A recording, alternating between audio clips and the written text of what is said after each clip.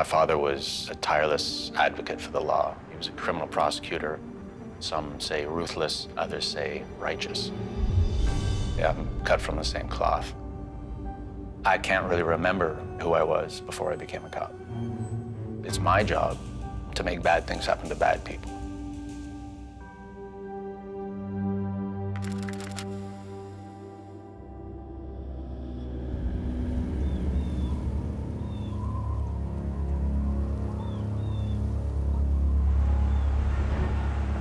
She did not want to go to work that night. He did not walk the streets at night. We all knew as soon as Jackie didn't come home that something was wrong. The overpass was Jackie's last walk.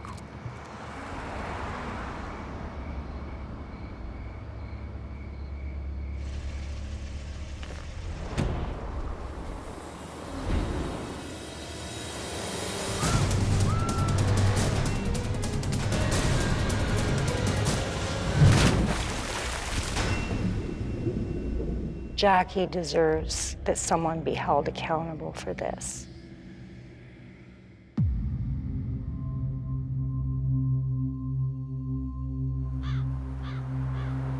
Every time I come here, I recall Jackie's last walk. My mother was devastated. All that she wanted to do was look for Jackie's killer. We would follow any tips. We kept hoping and looking. Someone decided to end Jackie's life and take her away from us.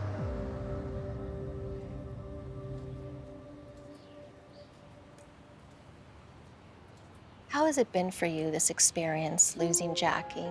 I've lost other people in my life from illnesses, old age, and you can intellectually process it while you're grieving. In Jackie's case, you can't. The grieving has been done, but there are no answers. Having something hanging for so many years and not knowing the answer, I would think it wears you down a bit because you've lost something so precious so early. I don't know if there's such a thing as closure, but I know for me that I would rather know who's responsible than live all my life not trying to find answers. When I met with police last year, I had 3 requests, one of them being if Jackie's diary could be returned to us. That's the only thing I have, and I'm willing to offer it if that would help. It will help. We will take that. Thank you. The exhibit tag shows 1969, October 4th, at 15 minutes after 10 o'clock p.m. That may have been the last time it was looked at. Having the diary in my hand as an artifact of Jackie's short life hammers home the importance of what we're doing here. With your blessing, we would like to bring this case back into the light. I believe it is solvable. Being from London, I always knew about this case. Everyone here has a personal connection to this case and should be angered that it's still open. I've been a cop and a professor of criminology for years, and have used that experience to assemble a squad of civilian subject matter experts. They must approach each case completely unbiased, to not box themselves into conventional thinking, to bring fresh eyes and new technologies to the table. Their job, and mine, is to investigate the coldest of cold cases, the murders that time forgot.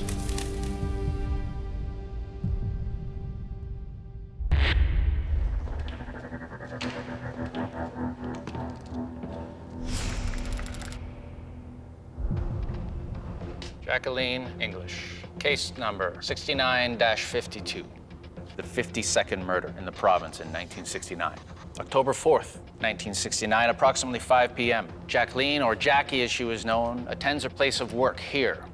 The Metropolitan store located in the Treasure Island Plaza was then a rural area outside the City of London. Jackie was a waitress at the Metropolitan store. 10:15 p.m., Jackie is seen leaving the store, walking over the overpass on Wellington Road. 2 witnesses describe Jackie as getting into a 4-door sedan. That's the last time Jackie is seen alive. 4 days later, the nude body of Jackie English is discovered floating in the water of the Big Otter Creek near the town of Tilsonburg, almost an hour outside the city of London. No clothing on the body, even her earrings had been removed. It's determined that Jackie died from a single severe blow to the head. Young girls like Jacqueline, to have her life cut short in such a violent and atrocious manner, it's horrifying. I have a 14-year-old daughter. Just disturbing as a parent, it's evil. The fact that it was so long ago and it hasn't been resolved, and the fact that only Anne is left, a sister, the length of the not knowing, it's tragic. A number of Jackie's belongings, including torn pieces of her clothing, are found approximately 10 miles from where the body was dumped. A pair of brown penny loafers she was seen wearing as she was walking home were found 10 miles from where the other clothing was discarded. A witness comes forward, a woman named Betty Harrison. She tells the police she saw Jackie speaking with a customer inside the Metropolitan store, a man she describes as having made Jackie look uneasy. She provides police with a description that allows them to create this composite drawing. Ms. Harrison begins to receive threatening phone calls, telling her she should not have gone to the police. In subsequent days, she receives a sympathy card in the mail. The only inscription on the card is the statement, "We will be watching you." It also indicates to me that the perpetrator, they're very connected to the media. There seems to be almost an aspect of performance. Absolutely. About a month later, Ms. Harrison is ambushed by a man with a knife and confined in her car while he cuts her face upwards of 27 times.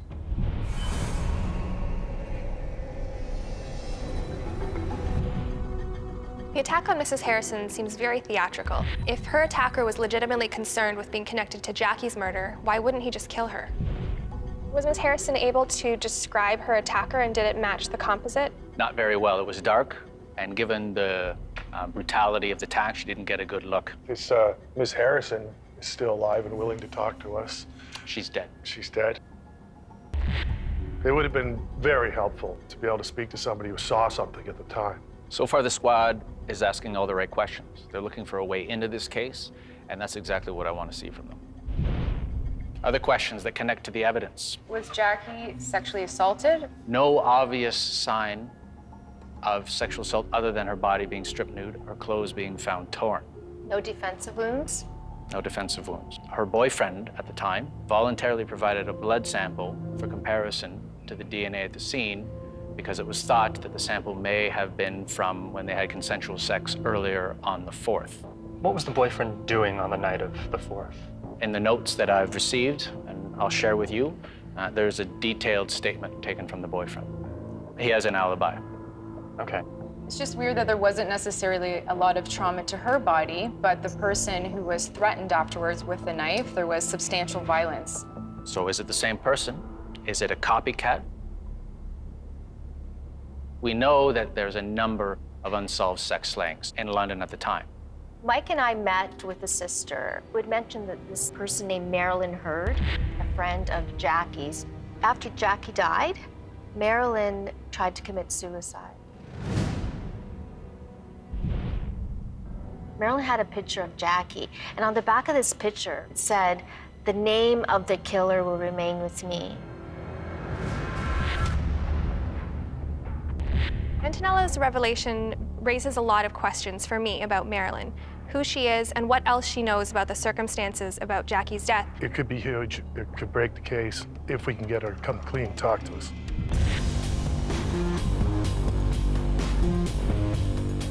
What do you want to do with this? I'd like to go to where the body was dumped. I think it'd be useful to map all of the different locations, because if we have the point where she was abducted, where the body and other clothing was dumped, it might give us a useful radius to start plotting persons of interest. I like where you're going with that. Geographic profiling is key in this case. Peter? I'd like to get a look at as much archival data as possible and map it. Maybe pair up with someone who then can look at similar cases. Mike, you mentioned that there's a lot of sex slayings in London, so I'd be interested in looking into those cases, public forums, that kind of thing. Antonella? I want to look at the diary, first of all. I want to see what's in the diary. I want to see what she thought, what she did. Monty? Marilyn, you'd have to go and try and talk to Marilyn. Find her. There's still an element of danger to this case. Be mindful of who we're dealing with here. Stay vigilant. All right, let's go. Jackie's murder is a very complicated case, and it will push this squad to its limits. Not only do we have to unearth old facts, we need to uncover new information. 40 years is a long time for a case to be cold. I don't know whether or not Marilyn Hurd is alive, but somebody has to remember her.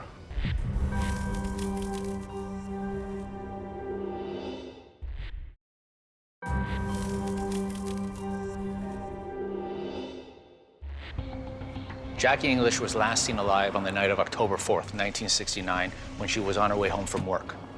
Her body was discovered in a creek days later, over 40 miles from where she was last seen. Her clothes and shoes were then found miles from where her body was located. I need Antonella to look at our victim. I need her to help us understand who Jackie was. Why is it that she got in the car that night? Who was driving? Was it someone she knew, someone from her inner circle, a friend and acquaintance? Or someone from an outer perimeter, someone who had seen her before, and when they saw her walking that overpass, saw an opportunity and took it.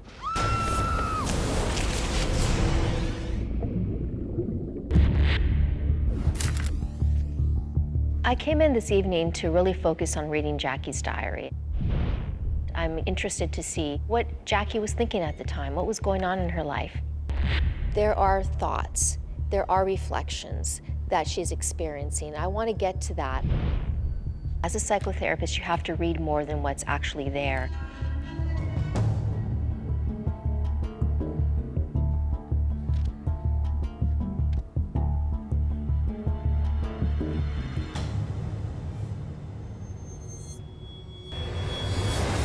After reading the diary several times, I noticed that there could be some code embedded in the text.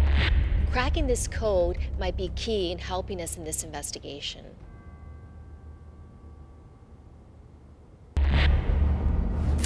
I've just got a call about some files and some personal diaries that belong to a detective who worked this case in the late 60s. I'm hoping that there's something buried in those files that will light a fire under this case. Dennis? Hello, Mike. Nice to meet you. I found some interesting information. My father passed away, and he was a detective sergeant in this area. They spent a lot of time on this Jackie English case. And there's the diaries. I also found in his basement some files. And you see these diaries. They tell what he did, who he met. Jackie English bothered him all his life because it never did come to resolution. This is a great gift. This is really remarkable. I've never seen anything like this. This original detective was so focused, so haunted by this case, that he duplicated all of his notes and then made secondary copies of some of his key files, boxed them up, and he kept them as a time capsule in his house. One day he hoped that someone could carry on his work, that new technology would provide new momentum for his hunches that he could never follow up on, and that no one would listen to him about. I just found something interesting in the notes from the original investigation. It turns out that Jackie's coworker, Marilyn Hurd, who attempted suicide in the days after Jackie's death, changed her version of events about what happened that October night, not once, not twice, but 3 times.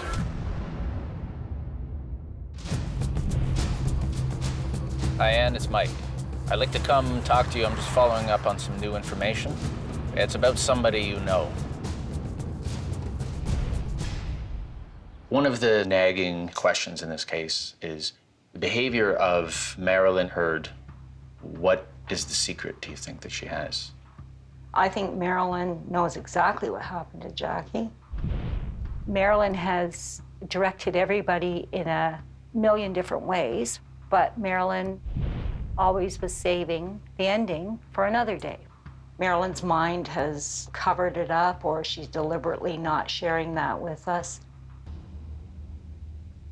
Your sister's murder touched off this behavior. Yes. This botched suicide attempt. I believe Marilyn holds the key, and something happened the Friday night. He's related. He was starting his career as a criminal very early on. Do you know if he was out of jail at the time of Jackie's murder? I have no idea if in jail or free. We may be looking at someone who's fallen between the cracks. We need to look further into Marilyn's relative, specifically his criminal background, if this is the person that Marilyn is protecting.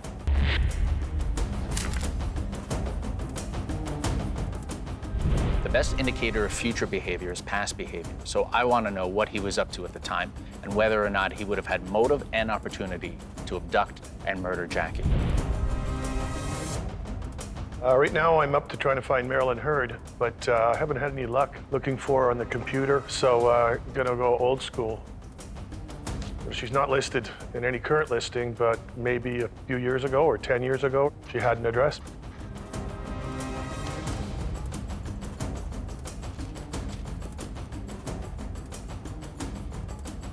There's definitely some phone numbers here for me to look into.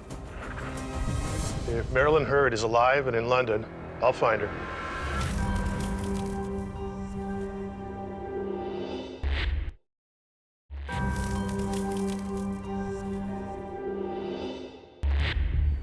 The squad is investigating the murder of Jackie English, who was murdered on her way home from her part-time job in October 1969. Suffice it to say, after 40 years, the trail is very cold. Antonella is looking through Jackie's old diary to see if there's something in there that can help the squad out. I noticed that there could be some code embedded in the text. In addition to that, Peter and Renee are conducting a geoprofiling experiment, looking at other cases that may be related to Jackie's. Geographic profiling is a way of taking into account multiple crimes in a crime series, and we're applying Rosmo's formula to the case of Jackie English because we have multiple data points to work with here. Rosmo's formula is a mathematical equation designed to find the most likely residence of a serial killer based on his crimes. Rosmo's formula is currently the gold standard in terms of geoprofiling. It helped net Canada's worst serial killer, Robert Pickton, developed by an academic police officer like me. I started my geographic profile with only one point, Jackie English's home at the time when she was killed. The distance between the Metropolitan Store, the highway, and London city limit remain unchanged, and those variables will all be important factors to incorporate into the geographic profile that Peter's constructing.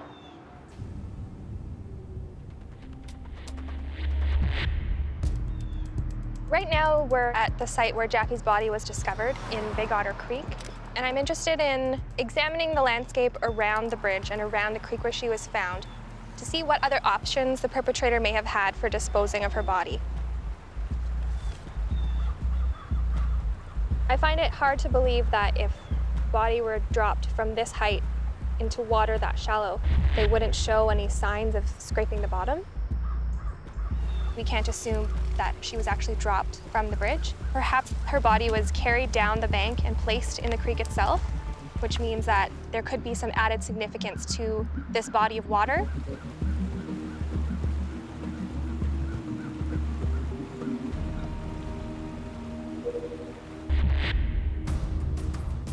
Renee's confirmed the locations where Jackie was last seen alive and where Jackie's body was found. Renee's emailed me these coordinates, and I'm going to put them into my geographic profile and start to build a more complete picture. Dania's been researching murders that have occurred in and around the area where Jackie was killed. Once I get those details, I'll be able to put it all together and see if a pattern emerges indicating where the killer might have lived.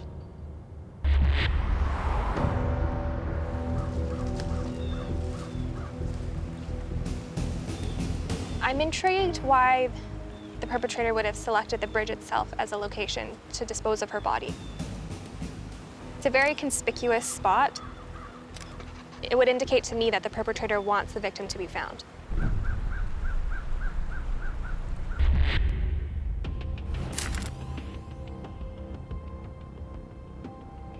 When I was reading through Jackie English's diary, I discovered that certain parts of it were written in some sort of secret code.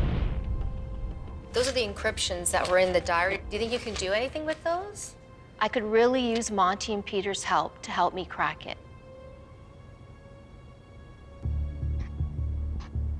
This E's got to represent either an I or an A because those are the only two words in the English language that can be in a sentence and just be one letter. We've got some double letters too, right? Like the double B at the beginning of the word. What can that be? Llama? Yeah. Like what other word in the English language begins with a double letter? I can't think of one other than llama. And we have is likely a substitution cipher, which means that every letter has been replaced by exactly one other letter, and that this scheme doesn't change or evolve. If E equals I, let's say that's the case. If we go 1, 2, 3, 4. Once we figure out what scheme Jackie used to encode this text, we can then proceed character by character. Okay, I got it. 1, 2, B equals L. 1, 2 in. If J equals D, 1, 2, 3, 4. 1, 2, 3, 4. You follow? Yeah, I think you got it. Yeah, so we've L, got L. Lloyd. Well, the name Lloyd fits that template. When I checked into Jackie's background, I found out she had a boyfriend named David.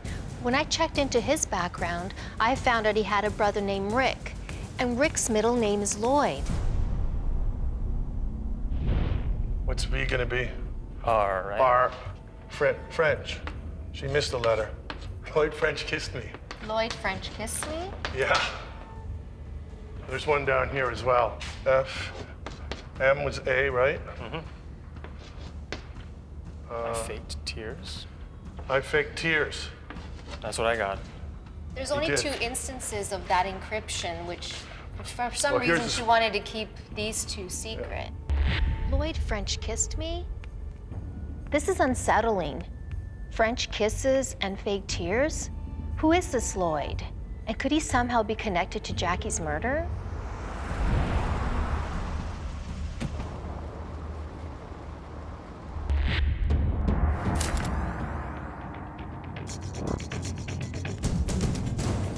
Contained in the original file for Jackie English is a letter dating to 1978, 9 years after she was murdered. It's written by the brother of Jackie's boyfriend at the time of her murder. In this letter, Rick is seeking Dave's forgiveness for something horrible that he's done. The writer will not mention the event. Substitution words he uses include the burden, the sin, my sin. What he's referring to, I don't know. Could the brother, Rick, have had something to do with Jackie's murder? That's the question.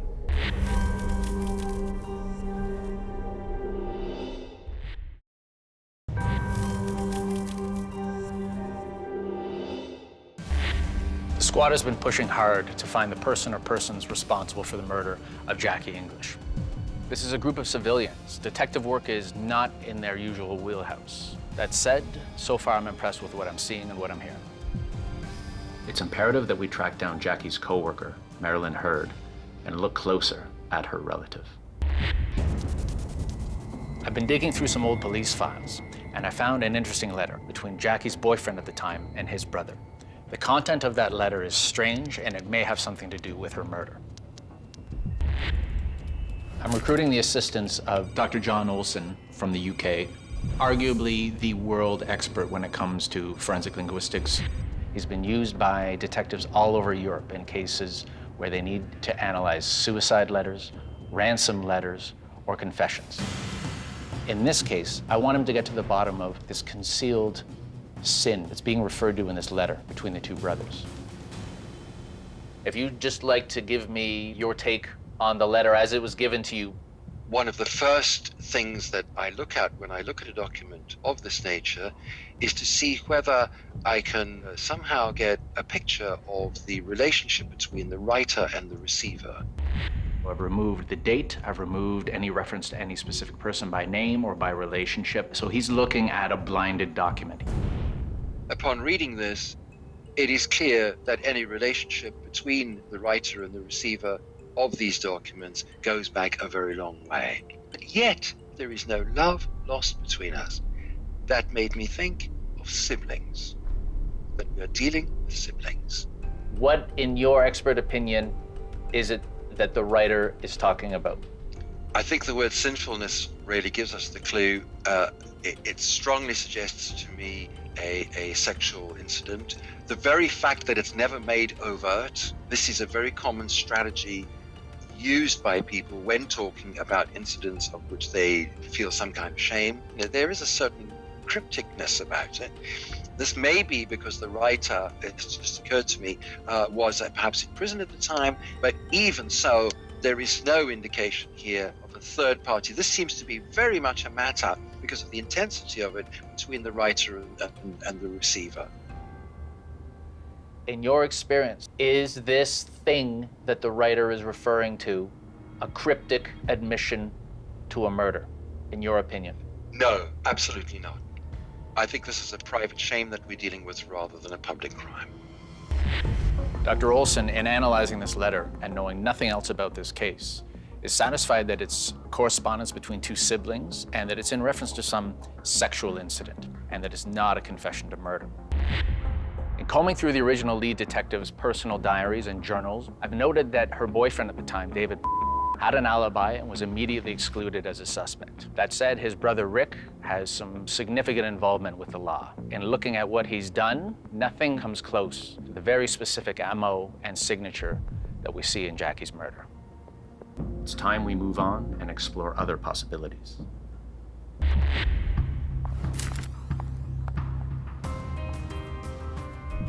When Mike talked to Jackie's sister Anne, he found out that Marilyn Hurd's relative had some run-ins with the law. So I'm checking crime sites, social media sites, and any other records to see what I can come up with. See if there's any buzz about this guy still out there.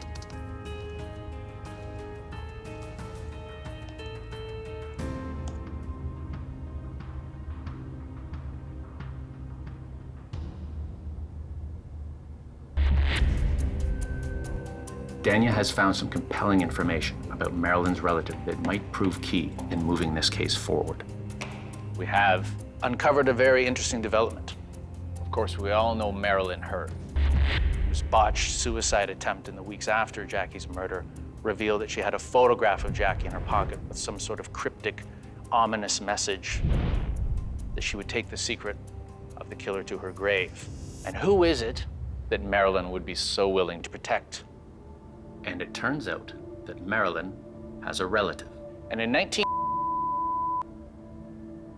he stabbed and slashed a boy playing on a lawn.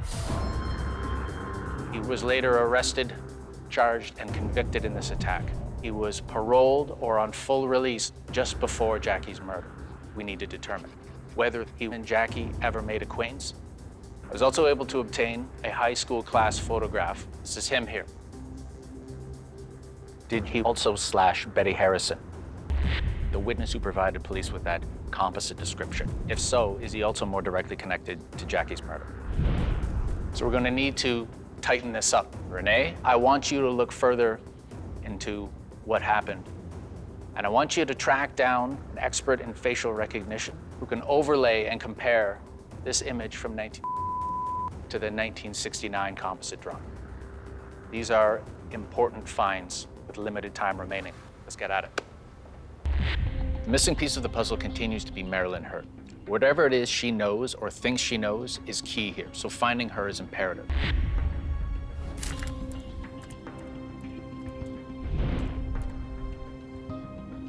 Residential.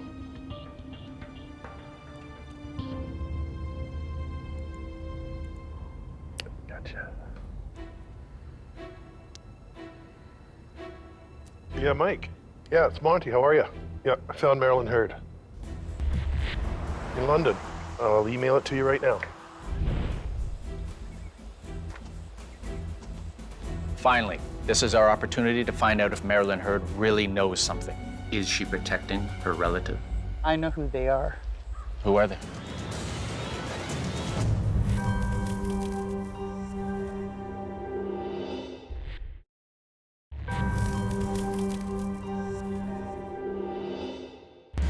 The squad is looking to help solve the 1969 murder of Jackie English. She was last seen getting into a car and then vanishing into the night. We already have one suspect. She had a relative who, just prior to Jackie's murder, was convicted of a serious assault. It seems as though she may be protecting him. Tell me how you knew Jackie. We started working together at the Metropolitan store. We had to walk over the 401 overpass to get to the closest city bus stop. Okay. I knew that if I was aggressive in my questioning, that she would probably shut down, the same as she did with Ann English. Now, what do you remember about the night she went missing? I wasn't with her the night she went missing, but she gave me a call sometime after 1 o'clock in the afternoon to ask me if I would go with these two men that she knew. I said I wouldn't, and I warned her about going with them. I know who they are. Who are they? I can't.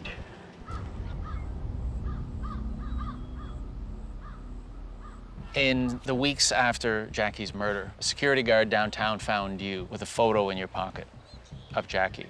I took an overdose myself. But you were found with Jackie's photo in your pocket, and there was an inscription on the back stating something like, I knew who killed Jackie English. and you take it to your grave.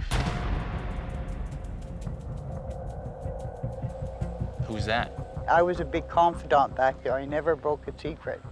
If someone told me something and asked me not to tell anybody, I wouldn't tell anybody.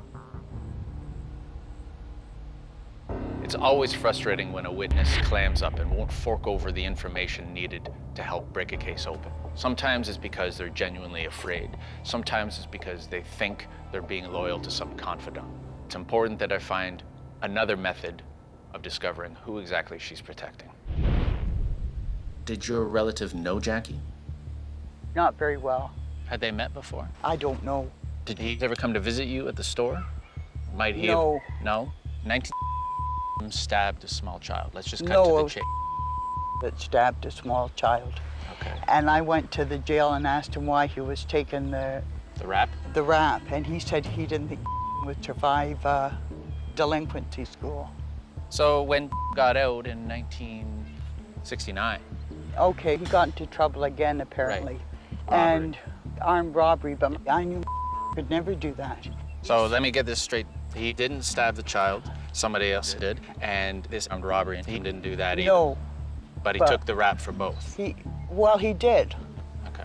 I've only ever told the truth as I remember it. Do you still keep in touch with him? No, I don't know where he's living or anything. I was too drugged up on psychiatric medication to keep tabs on him. Over 40 years later, Marilyn Hurd is still protecting the identity of whoever it is she thinks killed Jackie English. The question is this an elaborate game she's playing, or has the trauma of Jackie's murder actually twisted her own memories to the point where she actually believes everything that she's saying and thinking? I'm also curious who they are. She keeps referring to them as they. Does this include Marilyn's relative and one or two or more other people, or different people entirely?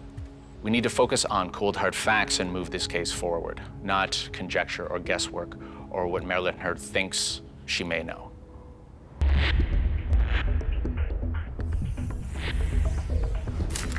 Renee and I have been working on a geographic profile for Jackie, plotting locations where she was last seen, where her body was discovered, and where her clothing was found. Meanwhile, Danya's been looking into similar crimes with comparable signatures to combine into our geographic profile. Our hope is that by cross-referencing all locations, we are able to pinpoint where the killer most likely lived. So I sent you guys the spreadsheet on the London sex slings. Is there anything that you guys found in terms of patterns or commonalities? There was one case, Right? it occurred in 19. If you guys want to take a look at. The case bears some remarkable similarities to Jackie. So was last seen getting into a car. Her body, her clothes, and her shoes were all found scattered widely. Wow. And the most obvious similarity is that evidence from the case was found near the same gravel pit where Jackie's shoes were left. The MO, the age, and circumstances. Many how the victim was- commonalities between these two cases. Yeah. And even though it was solved, the conviction didn't occur until 1970. So the timeline also fits for Jackie's case. Jackie was 69, right? Mm-hmm. Yep. Are they still in jail? Were they free? It's kind of like an adrenaline rush, just realizing those connections. What's this guy's name? David.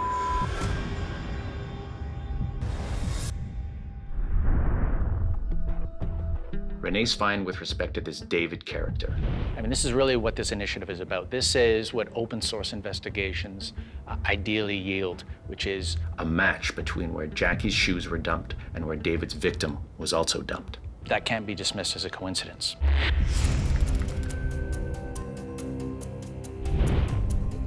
Peter, how'd you make out with Rossmo's formula in your geographic profile? Pretty well. So let me just throw this up on the smartboard here.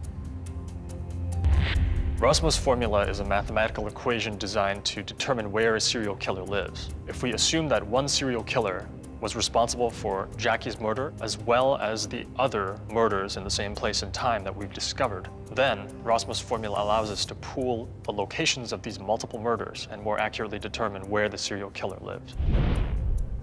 So we've got place last seen for Jacqueline English, the various locations where her clothing was found, where her body was located. We've got the location of the attack on witness Betty Harrison. We've got home address at the time. All of this seems to be surrounding this red center. Explain the significance of that. So here, overlaid on a map of London and surrounding towns, is the most likely location of who killed Jackie English. The highest probability is marked by this red oval. And this red oval is centered on the town of Ontario. David lived in the same town, and the formula indicates that in the Jackie English case, that town is the most likely home base for the killer. So we're going to need to tighten this up. We've still got a lot of work to do. We still need to determine if we should be looking at Marilyn's relative as potentially being involved in Jackie's murder. But it's also important to take a hard look at this David, find out what involvement he might have had. It's time to start nailing this case down.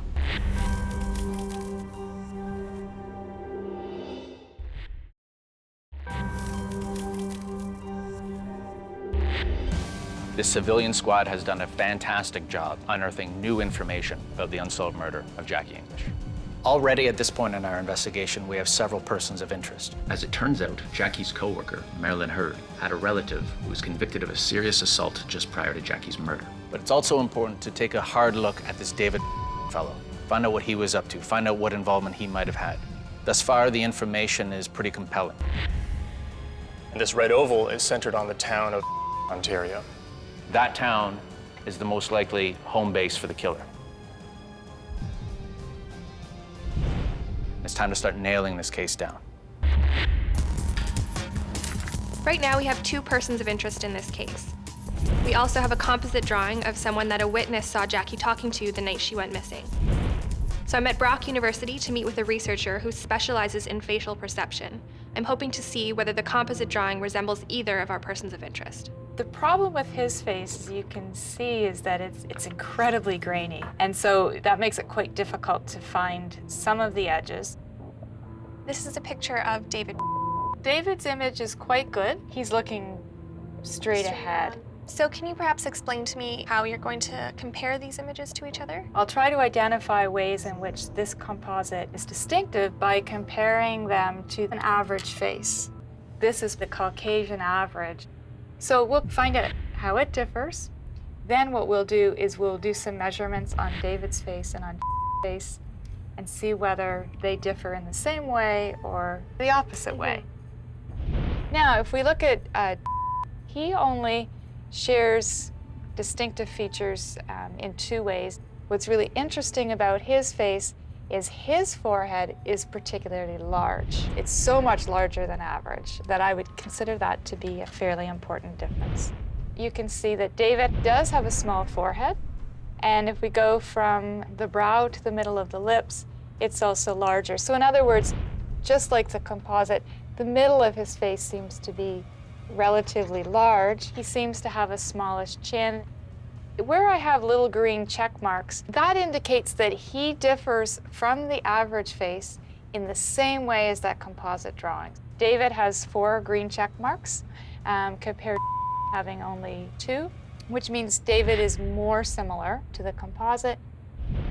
It's not a positive ID, but it's saying it could be. We just have to be careful to what extent we take these results because the sketch was not necessarily Jackie's murderer. I've worked a lot of weird cases in my day. Jackie English's case is probably the most twisted I've ever encountered personally. So who are we left with? Renee, I'm gonna go to you first. Well, I went to Brock University to meet with Dr. Kathy Mondlock. She was able to establish that the sketch could be of David, and it is less likely to be that of our other person of interest, but it doesn't mean that David is the person who was the basis for the sketch. Peter, I'm gonna come to you with respect to the forensic geographic profile. I reran it to see, without any prior assumptions of who killed Jackie, what does the geographic profile algorithm tell us?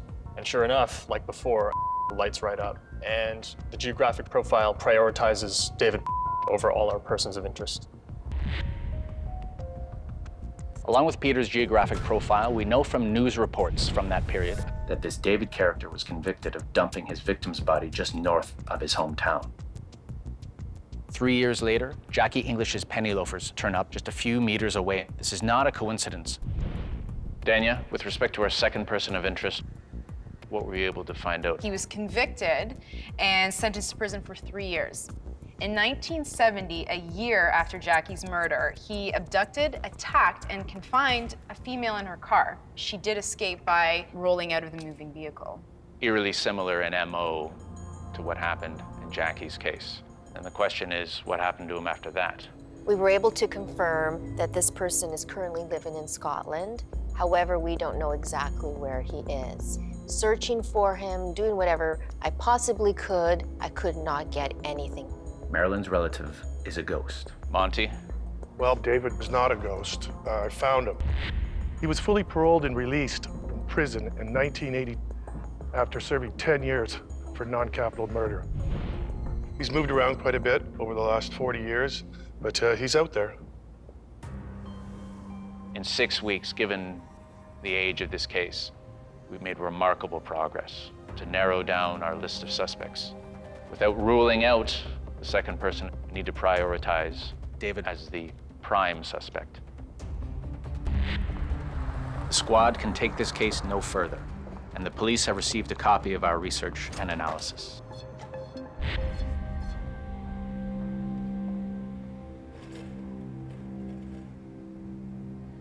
We identified 5 people of interest in this investigation, and we're now down to 2.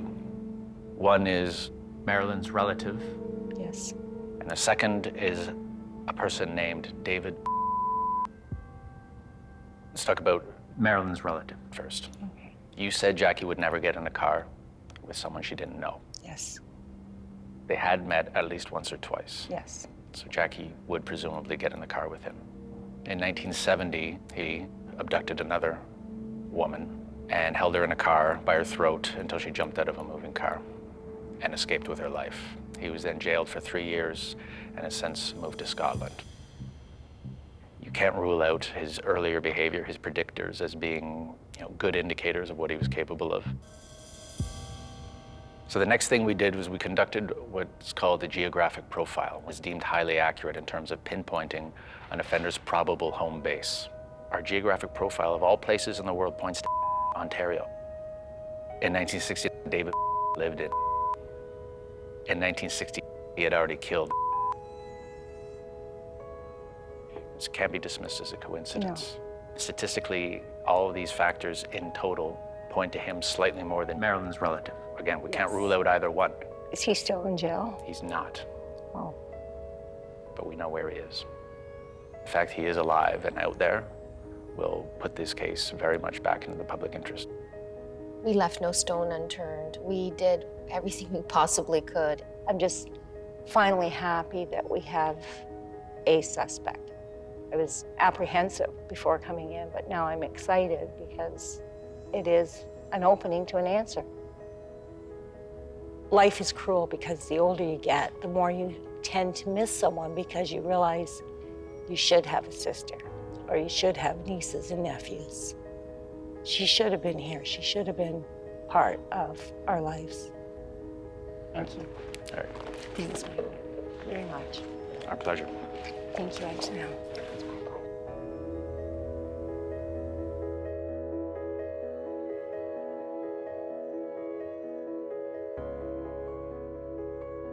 If you have any information about this case, go to ownca.oprah.com/tocatchakiller.